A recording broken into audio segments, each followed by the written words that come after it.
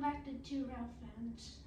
We're going to do a little test today to see how many pieces of rolling stock our triple header can pull up the incline on the layout. And we're going to answer some questions that people had about this. So stay with us and we'll get right to this test.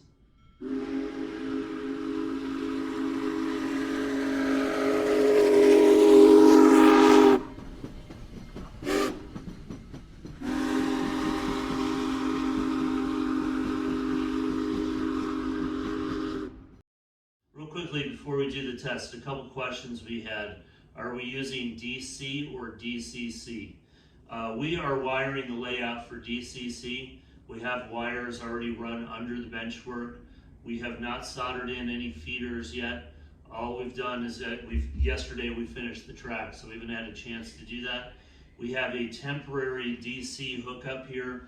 I'm not going to be using terminal tracks for any of the wiring. We just have it up here so we can run trains on here for right now. So also all the locomotives we currently have are DC, but we are going to be converting those to DCC, and I believe we're probably going to be going with a Digitrax system.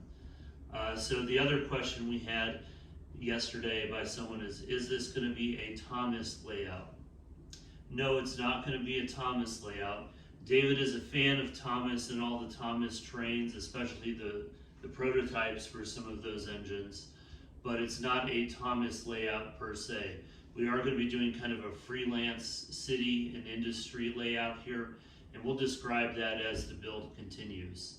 So the last thing I want to point out, this section of track from the front of this engine up to that curve up there, none of that is new track or permanent track. This is all just temporary stuff we just put in just to get this hooked up. So the main question we had, so we have this ABA, it is power B. How many pieces of rolling stock can we pull up this 2% grade over here?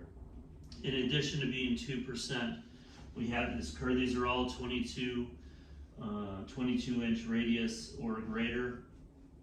So 22 inch here. But the problem is, so you have the 2% incline, but then you have this curve, and this curve. So potentially you could be around multiple curves at the same time.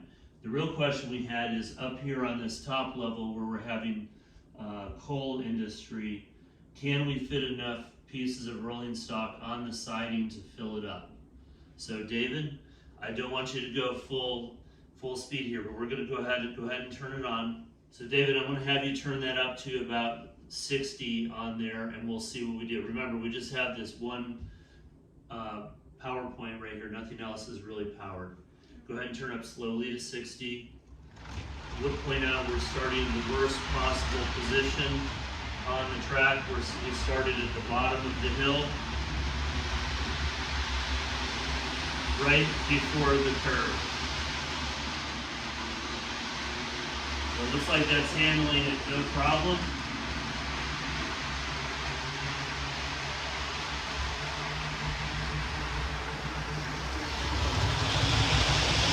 Alright, you slow it down to come down the hill here to park it at the bottom.